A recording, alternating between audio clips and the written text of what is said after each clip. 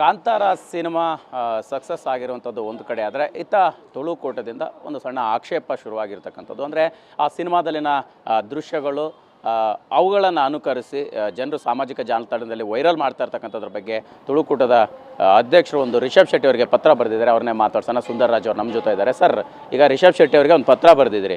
So ಅಂದರೆ ಈಗ cinema release ಆಗಿ ಇಷ್ಟು ದಿನ ಆಯಿತು. ಸೊ ಈಗ ಆ ಪತ್ರದ ಉದ್ದೇಶ ಏನು ಅನ್ನುವಂಥದ್ದು ಮತ್ತು ಸಾರಾಂಶ ಏನು ಅಂತ?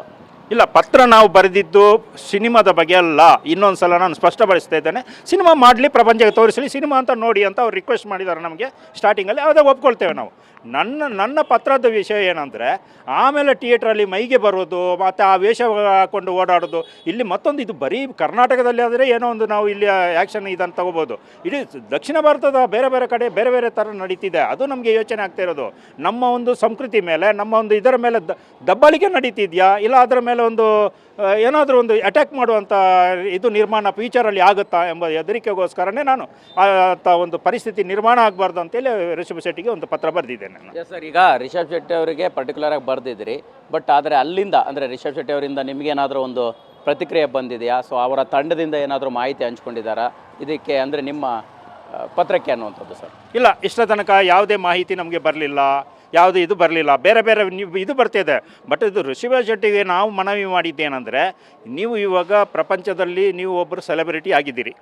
ಮುಂಚೆನೂ ಒಂದು 2 ಪಿಕ್ಚರಲ್ಲಿ ನೀವು ಸೆಲೆಬ್ರಿಟಿ ಆಗಿದೆ. ನಮಗೆ ಅದರ ಬಗ್ಗೆ ಭಾಳ ಇದಿದೆ. ನಮ್ಮ ಊರಿನವನು, ನಮ್ಮ ಕರ್ನಾಟಕದವರು, ನಮ್ಮ ಕರ್ನಾಟಕವನ್ನು ಒಂದು ಸಲ ಎಲ್ಲ ಕಡೆ ಈ ಕಡೆ ತಿರುಗಿ ನೋಡುವ ಥರ ಮಾಡಿದಿರಿ. ಸಂತೋಷದ ವಿಚಾರ.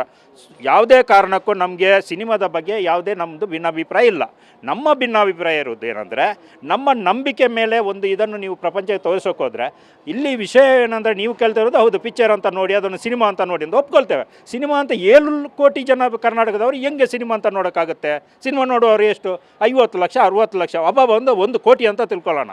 ಆ ಬಾಕಿ 6 ಕೋಟಿ ಜನರದ್ದು ಹೆಂಗೆ ನೀವು ಮೈಂಟೈನ್? ಅದಕ್ಕೆ ಒಂದು ಸಲ ಪ್ರೆಸ್ ಮೀಟ್ ಕರೀರಿ. ಕರೆದು ಬಿಟ್ಟು ಈ ಥರ ಯಾರು ಮಾಡಬಾರ್ದು ಅಂತೇಳಿ ಒಂದು ಮನವಿ ಮಾಡಿ. ಯಾಕಂದರೆ ನಿಮ್ಮ ಅಭಿಮಾನಿಗಳು ಅವರೆಲ್ಲ. ಯಾಕಂದರೆ ನಿಮ್ಮ ಅಭಿಮಾನಿಗಳ ಒಂದು ಸೃಷ್ಟಿಸೋದು ಅಷ್ಟು ಸುಲಭ ಅಲ್ಲ.